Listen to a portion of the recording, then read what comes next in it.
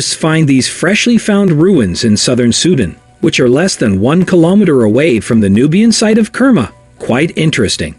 Hello viewers. Today, we'll talk about one of the most important archaeological finds in recent years, the old city of Dukigel, which is now in Sudan. But before we start, make sure to subscribe to our channel and press the bell icon for regular updates. Let's get started.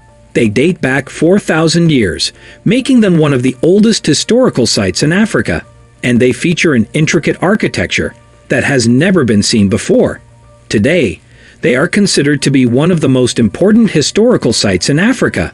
Nubia served as a safe haven for inhabitants of the lower Nile region whenever there was an assault on their way of life by outsiders. Not only did Egyptians travel to Nubia in order to revitalize their culture, but Egyptians also considered Nubia to be their ancestral home. Kerma is one of the archaeological sites in ancient Nubia that dates back the farthest in time. It was the location of tens of thousands of homes and tombs. Through the course of ancient history, Nubia served as a haven for those living along the lower Nile. It is therefore rather amazing to locate another civilization in the area around Kerma with a culture that is quite dissimilar to Kerma's. In recent years, archaeologists in sub-Saharan Africa have uncovered an increasing number of notable archaeological finds. In 2018, a team of archaeologists from Sudan discovered an ancient urban complex. The largest building in the complex had more than 1,400 columns. The presence of circular patterns in the designs of these massive structures is unmistakable evidence of a highly evolved civilization that possessed a very distinctive sub-Saharan architecture. This is demonstrated by the fact that the construction projects are enormous. The region was inhabited as early as 5000 BC, but it wasn't until 2000 BC that it formed as a genuine metropolis and a veritable commercial center, straddling the Central African civilizations and the Nubian Celtic civilization complex. Prior to that time, the area had been inhabited since at least 5000 BC.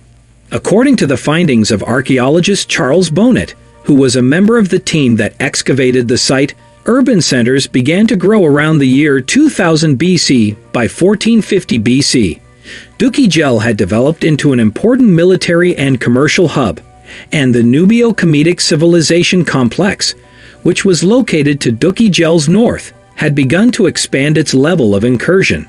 Because of this, the people living in Dukigel started constructing ziggurats. An ideal location for archery defense was offered by the semicircular stands that towered above the city's external walls and fake entrances. In Dukigel, practically all of the significant structures were designed with circular patterns, whereas in Kerma, the architecture was characterized by a Nubio-Kemetic style. It is thought that their method of construction originates further south, in the heart of Central Africa. Kerma was known for its peculiar Nubio-cosmic architecture. The construction method that they used originated further south and in the center of Africa. This three-dimensional reproduction also depicts the original fortifications that they had. These fortifications are the greatest that can be found anywhere along the Nile, and they not only speak to the might of the neighbors to the north, but they also attest to the military adaptation of the diverse culture of the Nubians that can be found to the south. In yet another 3D reproduction, an aqueduct that was constructed to transfer water from the Nile can be seen. Monumental entrances serve as a line of defense for the town, which is surrounded by walls on all sides. The width of one of the most important buildings in the approach to the town, which is 70 meters, can only be described as being gigantic. Two sizable fronts were created outside gates with wide pathways that would later be used by the Kemetic overlords to develop a typical Egyptian alleyway, similar to the one that can be found in between the Karnak and Luxor temples in the northern zone of this town. The scale models of these buildings are quite stunning. Take note of the conic side columns that are characteristic of Mandinka architecture, both in terms of their function and their appearance. Within the confines of these city walls, archaeologists have discovered a number of small temples that have incredibly intricate floor plans. Even throughout the time of Greek colonization, reverence was shown to the gods of the indigenous people. This is a noteworthy fact to note. This was straightforward to accomplish due to the fact that in many instances these gods were identical, which provides further evidence of the cultural heritage that exists between Kemet, Nubia, and Ikaria. After that, the pharaoh began the process of adding Egyptian motifs to the location, which marked the beginning of the Kemetic colonization era of Dukhi-Gel. This era will come to an end with King Taharqa, who ruled during the 25th dynasty. Thutmose I, a vast hoard of artifacts dating back to the Kemetic period, was discovered at a later time.